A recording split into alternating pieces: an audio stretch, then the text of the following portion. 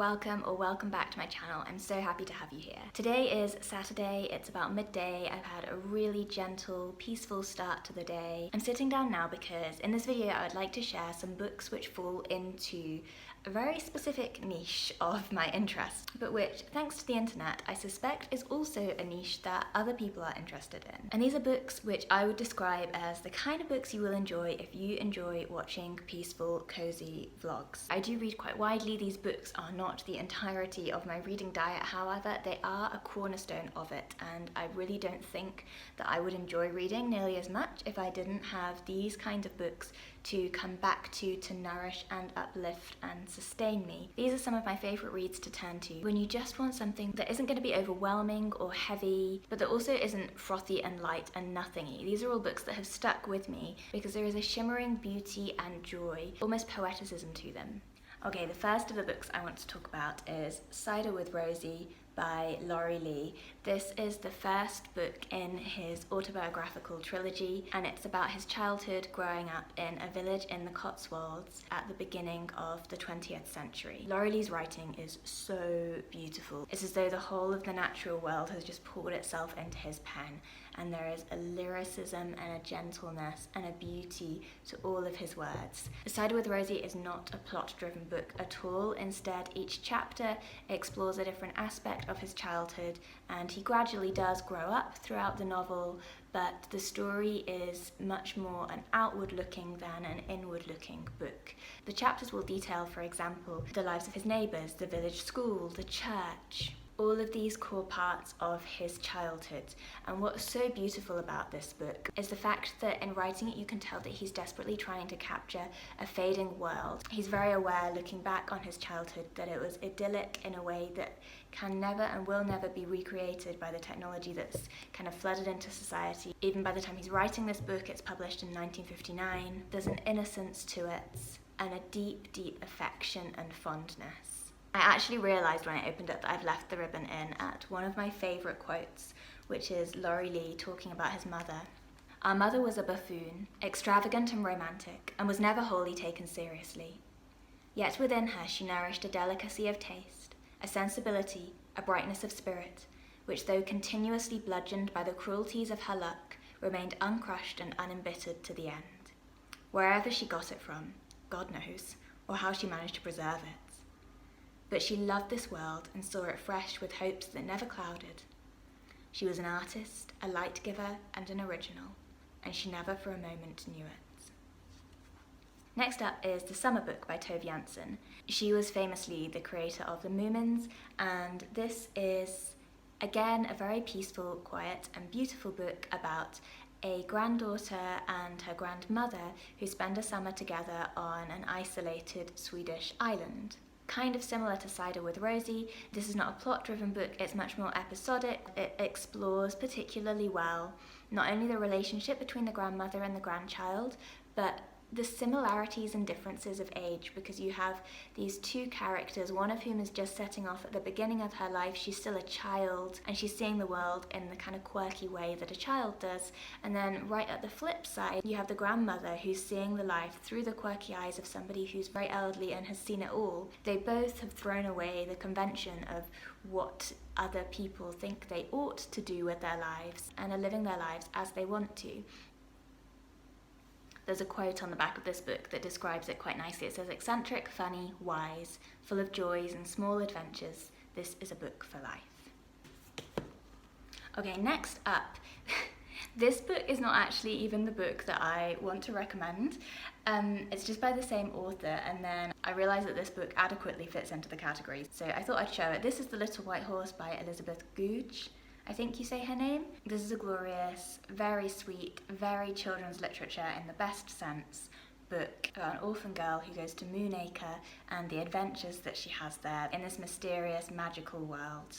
The writing's beautiful, it's uplifting. I read this for the first time as an adult, and I loved it reading it for the first time as an adult, which I think is always a sign of a fantastic children's book. Had I also got the nostalgia of having read this when I was younger, and I know I would have loved it then, it would mean even more to me. But the reason I picked it up was because I was looking for another book by Elizabeth Goudge, which was The City of the Bells. This is a book that she wrote for adults, and I think it's quite unique amongst a lot of books for adults that I've read, because it's very gently a romance, although not filled with any of your stereotypical passionate romance scenes or misunderstandings or enemies to lovers. It's about a man who feels kind of worn out with life and moves to a quiet, unnamed cathedral city in the UK. This story is about a couple of children, other people in the village environment, and this man's relationship with them and with the woman who he's falling in love with. It's a very quiet and beautifully written book that is kind of the theme of everything that I'm recommending today. I love the way that this novel really got beneath the skin of its characters, particularly the children. Good described them and their inner world and their thought process in a way that was completely recognizable and made them all feel incredibly real. The whole time you're reading, you feel like you too are protected by the peace and the gentleness and the mundane beauty of the day-to-day living in a quiet cathedral city. Next up, I don't think it would be possible to have this video without recommending at least one Persephone classic. As I've probably mentioned in previous books, you could basically chuck in any Persephone classic because they are all reliably beautiful and pleasant reads. But I have chosen Miss Pettigrew Lives for a Day, which is one of the most joyous, uplifting, warm hugs of a Persephone classic. This is the story of a governess, Miss Pettigrew, who is downtrodden, who is poor, and whose life is generally not that much fun. She's extremely shy, she's middle-aged, life and love have passed her by, and the only joy that she really has is the odd escape of going to the pictures to see a movie filled with beautiful people who can allow her to forget her own troubling life for a few brief moments. However, when Miss Pettigrew answers an advertisement from Miss Dubarry requesting a governess, her life is turned upside down and she ends up in this world filled with beauty and colour, and her life becomes worth living again. This is kind of a Cinderella story. It's just such an unashamed delight that I would challenge anybody to dislike it. Okay, this is my kind of penultimate book. I sort of threw one more in at the very last minute because I saw it on my bookshelves, but I'm going to do the next two together. This book is Lark Rise to Candlefoot by Flora Thompson. I could not have not put this on the list because the TV adaptation of Lark Rise to Candlefoot was the thing that made me realise that this was the niche of media that I adored beyond all else. It was on a Sunday night in the UK for maybe a couple of years when I was a late teenager. I used to watch it with my mum, and I've always experienced quite bad Sunday blues, but for the time that Lark Rise to Candlefoot was on, Sunday night became something to look forward to rather than something to dread, and I thank Flora Thompson for that. Although, if you have watched the TV series, the book is actually quite different. This is more akin to Cider with Rosie, although even more so in that Flora Thompson definitely explicitly set out in this trilogy to record a way of life in a country village and a country small town that she was very aware was fast disappearing from the face of the earth and would be forgotten. So there are more obvious records in this book than in a lot of other things that I've seen of, for example, the different folk songs that were sung, the different games that the children played, what they were called, the different common names for the flowers and the hedgerows. Once more, this is not a plot-driven book, to the extent that I think some people kind of actively dislike it because they find it a bit boring. Yeah, this again is just gorgeously written, beautiful nature writing, very peaceful, very endearing, very enjoyable, and also a great historical record if you're interested in finding out what life was like in the countryside in the UK at the kind of turn of the century. So from the 19th to the 20th century, that kind of time period. Lastly, the book that I was reading this morning, this is The Secret Garden. I have this beautiful folio edition that I have owned for a number of years, but I've never actually read this copy of it.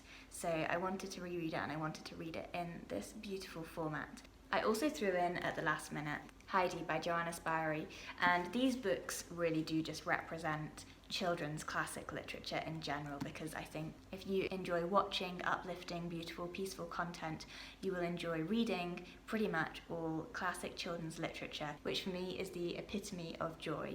People often look down on children's literature, and it really frustrates me because the quality of writing in classic children's literature is so unbelievably superior to the quality of writing in an absolute ton of books for adults that I've read. I think reading children's books as an adult expands your perspective in so many ways. Heidi is a story about a little girl living in the Swiss Alps and how her positivity and kindness transforms the lives of the more jaded grown-ups around her. And The Secret Garden is a beautiful tale about the healing power of nature, of growing things, and of the outdoors. It tells the story of Mary Lennox, who comes to the UK from India, having grown up thus far in her life devoid of love and affection, but spoilt in order to keep her quiet. When she comes to the cold Yorkshire Misselthwaite Manor, she's initially extremely grumpy and moody, but as she explores and discovers more about the house, and also finds a secret and abandoned garden and starts to cultivate it, we see her and those around her start to change and blossom both on the inside and out.